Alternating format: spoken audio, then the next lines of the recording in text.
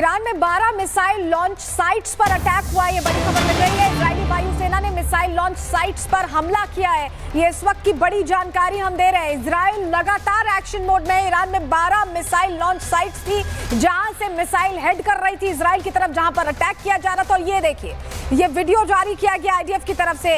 ये जो blue highlighted आपको दिखाई दे रहे हैं, ये फाइटर जेट्स हैं और इनके जरिए जो मिसाइल लॉन्च साइट्स हैं जहां से इजराइल पर मिसाइल दागी जा रही थी, उनको नेस्तनाबूद कर दिया गया है, उन्हें मलबे में तब्दील किया गया। ये तस्वीरों के साथ ये बड़ी जानकारी हम आपको दे रहे हैं, क्योंकि ईरान जहां से हमले प्लान कर रहा है इजराइल पर, विवेक, अब उन पर चोट सीधी की जा रही है जिससे कमर तोड़ दी जाए। और युद्ध ये दिन ब दिन विध्वंसक ही तो होता जा रहा है। छठा दिन है, एक के बाद एक अटैक किए जा रहे हैं। जो तस्वीरें हम आपको दिखा रहे हैं, आप देखिए कैसे पिन पॉइंटेड अटैक है ये, कि सीधा टारगेट हिट होता है और उसके बाद ये तबाही की तस्वीर है। ये ऊपर कितनी दूरी से ली गई है तब आपको विध्वंस इतना दिख रहा है। सोचिए, जमीन तो बिल्कुल ही खत्म हो जाती है वहां पे टारगेट जब हिट करता है। 3 कैमरे से हम आपको तस्वीरें दिखा रहे हैं, कैंप 1, 2 और 3 तस्वीरें ये बता रही हैं कि ये दोनों देश एक दूसरे को खत्म करने पर किस कदर आमादा हैं। इजराइल का 12 मिसाइल साइट पर निशाना था और अटैक किया गया है। 12 मिसाइल साइट एक साथ, सोचिए आप। तभी तो वो लगातार बयान जारी करके इजराइल कह रहा है कि हमने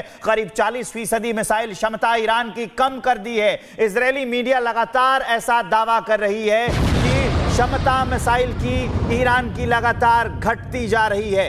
12 मिसाइल साइट्स पर एक साथ निशाना साधना, एक साथ टारगेट करना, यह बताता है कि इजराइल किस कदर तैयार है, कितनी तैयारी के साथ जंगे मैदान में इजराइल उतर कर आया है और पूरी प्लानिंग के साथ उतर कर आया है। इसके साथ वो इजराइल की तैयारियां भी दिखाता है कि वो मैपिंग करके बैठा है, एक एक ठिकाने जानता है। और दावा तो वो पहले भी कर चुका है कि हम तुम्हारे सैन्य ठिकाने तो जानते हैं, लेकिन सैन्य ठिकानों के साथ साथ हम तुम्हारे सुप्रीम लीडर का भी ठिकाना जानते हैं, सुप्रीम लीडर की भी लोकेशन जानते हैं। सुमित, ये तस्वीरें बता रही हैं कि इजराइल कितना तैयार है और कितना गुस्सैल और गंभीर लगातार अटैक कर रहा है। बिल्कुल, ये धमाके की आवाज है, धमाके की आवाज आप सुन सकते हैं और समझिए कि उस मिसाइल साइट को किस तरह से तबाह किया है ईरान ने।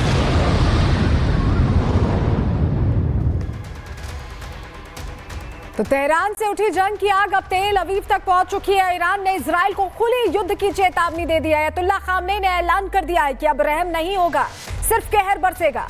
क्या ये तीसरे विश्व युद्ध की दस्तक है? क्या खामनेई अब बदले का मूड बना चुके हैं? इस ऐलान के बाद मध्य पूर्व की जमीनी हकीकत क्या है, आपको इस रिपोर्ट के जरिए बता रहे हैं।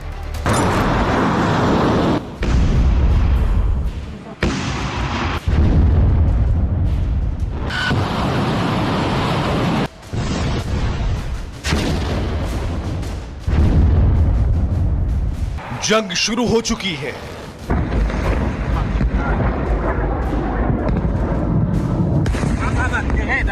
ये शब्द किसी मामूली व्यक्ति के नहीं, बल्कि उस देश के सुप्रीम लीडर के हैं जो खुद को मुस्लिमों का प्रतिनिधि मानते हैं। उसी ईरानी नेता ने जंग का ऐलान कर दिया है।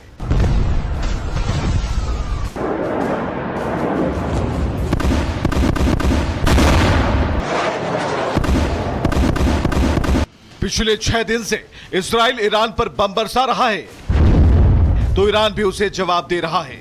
इजरायली पीएम ने ईरान को खत्म करने की कसम खाई है, तो ईरानी नेता भी जंग को आर पार के मूड में ले जाने पर उतर आए हैं। ईरान के सर्वोच्च नेता अयतुल्लाह अली खामनेई ने अब कर दिया है जंग का ऐलान।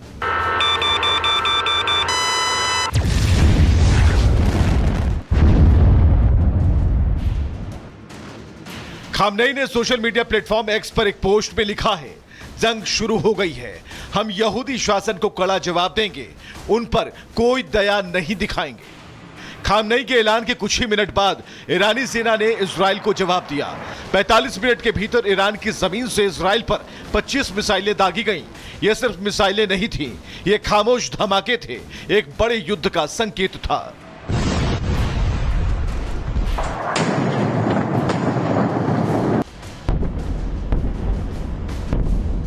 ईरान ने भले इंतकाम लेने का ऐलान कर दिया है, लेकिन इजरायली इंतजाम के आगे उनकी हर रणनीति, हर रॉकेट, हर मिसाइल बौनी साबित हो रही है। एक्टिवेट हो चुके इजरायली एयर डिफेंस सिस्टम ईरानी मिसाइलों को हवा में ही नष्ट कर दे रहे हैं। शहरों में सायरन बज रहे हैं। तेल अवीव, हाइफा, अशदोद समेत हर बॉर्डर से सटे हर शहर में खतरे का साया है। ईरान की 25 मिसाइलें सिर्फ शुरुआत हैं। सूत्रों के मुताबिक ईरान के पास 3000 से ज्यादा बैलिस्टिक मिसाइलें हैं, जो सिर्फ इजराइल ही नहीं, यूएई, सऊदी अरब, यहां तक कि अमेरिकी बेस तक पहुंच सकती हैं। ईरान ने ऐलान कर दिया है कि जंग शुरू हो गई है, लेकिन असली सवाल है ये युद्ध कितने दिन तक चल सकता है। बात ईरान और इजराइल के सैन्य ताकत की करें तो इस वक्त ईरान के पास एक्टिव सैनिकों की संख्या 5,75,000 है, तो इजराइल के पास 1,70,000। ईरान के पास 3,50,000 रिजर्व फोर्स हैं, तो इजराइल के पास 4,65,000 रिजर्व फोर्स हैं। लड़ाकू विमान ईरान के पास 350 से ज्यादा हैं, तो अमेरिकी तकनीक से लैस इजराइल के पास 600 से ज्यादा फाइटर प्लेन हैं। टैंक ईरान के पास 4,300 हैं, तो इजराइल के पास मात्र 1,500। ईरान सैनिकों के आंकड़ों में आगे है, लेकिन इजराइल के पास अमेरिकी टेक्नोलॉजी और युद्ध में दक्षता का दशक भर का अनुभव। वहीं ईरान मिसाइल मार सकता है, लेकिन इजराइल रोक सकता है। ईरान झोंक सकता है बारूद, लेकिन इजराइल उसे आसमान में ही भस्म कर सकता है। जंग का ट्रिगर ईरान है, लेकिन उसका भविष्य बाकी देशों की रणनीति तय करेगी। अब सवाल यह है, क्या ईरान का हमला सिर्फ इजराइल तक सीमित रहेगा या खाड़ी के कई और देश इस लपट की चपेट में आ जाएंगे? क्योंकि अगर खाड़ी में बारूदी गंध भरी तो तीसरे विश्व युद्ध का रास्ता खुल सकता है। Bureau report, Republic Bharat. और संदीप त्रिपाठी हमारे साथ हैं, विदेश मामलों के जानकार। संदीप जी, मिसाइल साइट पर अटैक किया गया है। भले ही ईरान दावा कर रहा हो कि हम मिसाइल मार रहे हैं, लेकिन मिसाइल क्षमता कम कर दी गई है, इजराइल का दावा। कहां तक जाएंगे खामनेई?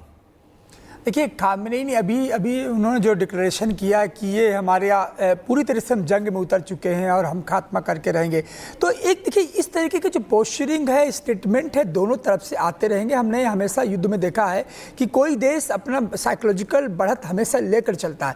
अब सच्चाई ये है कि जब बार बार हम इस बात पर डिस्कशन कर रहे हैं कि थर्ड वर्ल्ड वॉर स्टार्ट होने वाला है और मध्य पूर्व के, मिडिल ईस्ट के कौन से कंट्री चपेट में आ सकते हैं। आप ये देखिए कि पिछले 5-6 दिनों में मिडिल ईस्ट का कोई भी एक कंट्री की आवाज़ नहीं आई, कोई स्टेटमेंट नहीं आया। मैं हमेशा कहता आया हूँ कि आज के इस दौर में कोई भी देश डायरेक्टली इन्वॉल्व नहीं होना चाहता है वॉर में।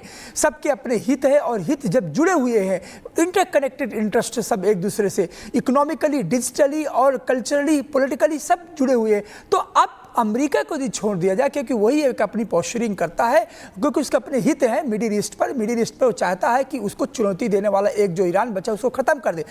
और उसमें भी अमेरिका के अंदर भी विरोध है। ऐसा भी नहीं कि अमेरिका फुल फ्लेज चाहता, वहाँ डिवीजन है, रिपब्लिकन पार्टी में डिवीजन है। तो ये थर्ड वर्ल्ड वॉर कहना कभी नहीं होने वाला। थर्ड वर्ल्ड वॉर ये एक दीवार यदि होगा तो जो डायरेक्ट कन्फ्रंटेशन में उनके बीच में होगा।